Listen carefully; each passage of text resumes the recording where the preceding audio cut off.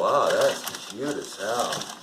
Huh. Alright, I want to see it. That is cute.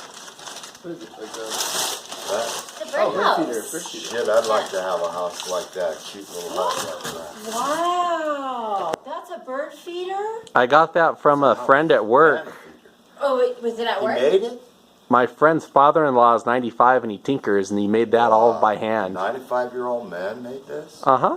That's amazing. That's cool. That's cute. And he painted it himself too? Yeah, he did the whole thing, man. Damn, 95.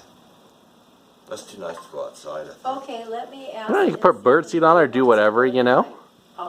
Get You hang it up outside and put some birdseed on it and touch up the paint once in a blue moon or Dad. something. What do you think if I take that bear off that stump and set him on the ground so you see him better and put this on top of the stump? Let's see. Let me see the front. No, no. Because you can't really see the bear's face. Why don't you just hang that one What? somewhere? That's little. That's to hang from a tree. You just need to like put like a couple holes in it and.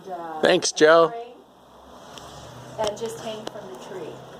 That's too small for that bear over there. All that big. You know what? Put it in the tree and put some Hang it? bird.